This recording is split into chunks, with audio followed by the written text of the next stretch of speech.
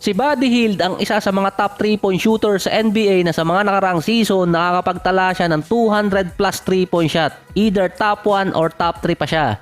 Isa din siya sa mga prospect dati ni Kobe nung papasok pa lang ng NBA. Most decorated player siya sa college papasok ng 2016. Napili siya bilang number 6 ng New Orleans Pelicans.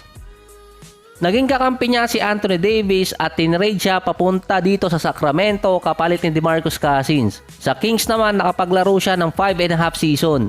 Ang Kings din noon merong mga lottery pick talaga taon-taon. Sa 2019 season, dun siya nagkaroon ng 20 points, 5 rebounds at 2 assists per game sa loob ng 82 games din yun. Sa 2020 All-Star naman nanalo siya sa 3-point contest. By 2022 nagamit siya bilang trade piece kasama si Tyrese Haliburton at Tristan Thompson kapalit ni Domantas Sabonis. Sa nakaraang 2023 season naman ilang beses siyang nasama sa trade rumors at Lakers yung isa sa mga team doon.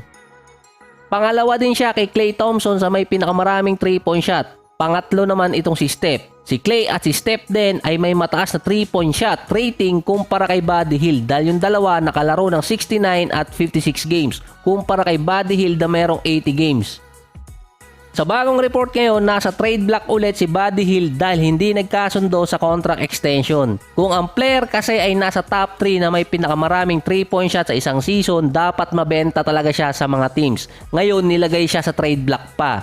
Dahil ilang beses na rin siya nasama doon noong nakaraang mga season. Si Miles Turner, nakasama din niya sa trade rumors dati, nabigyan ng contract extension ng Pacers. Since January 30, 2023, $40 million sa loob ng 2 taon. Si Buddy Hield hindi nabigyan.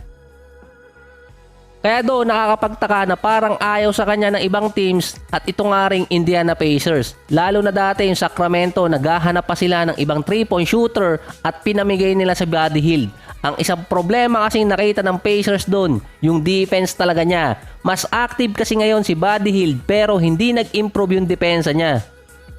Sinabi na rin naman niya na kailangan nilang maging better sa depensa pero hindi niya alam na siya yung pinatutungkulan ng ibang mga analysts at yung ibang mga coaches doon. Sa offense kasi malaki talaga ang impact nitong si Buddy Hield lalo na sa spacing at sa kanyang 3-point shooting. Yung defense talaga, doon nag-struggle siya na matindi. Tulad din to ni D'Angelo Russell dati na tinatarget ng playoffs.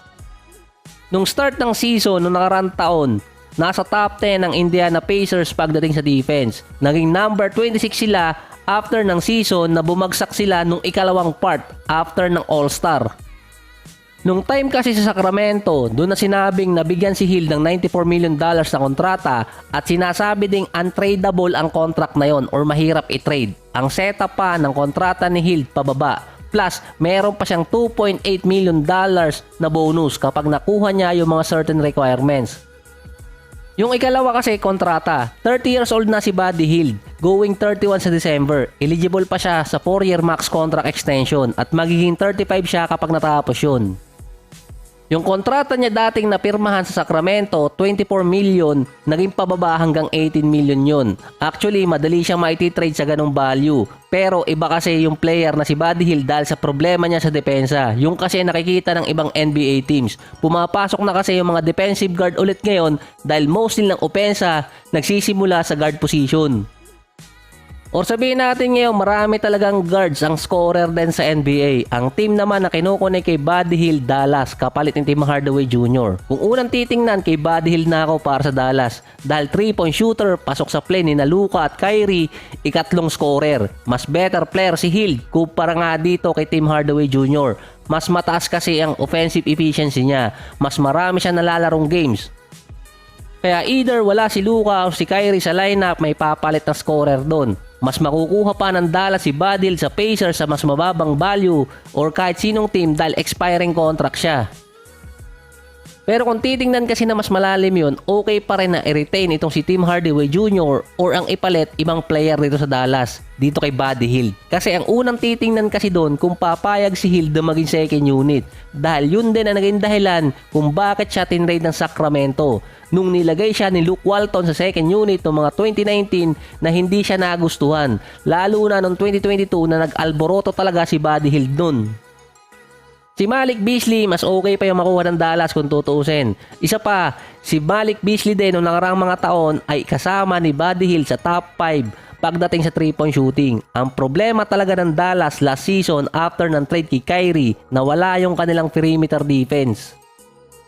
Ngayong taon naman, interior defense ang titingnan sa Dallas dahil hindi pa alam kung okay yung mga pumalit ngayon. Pero sa guard position, kailangan kasi nila ng meron depensa dahil meron na silang Luka at Kyrie.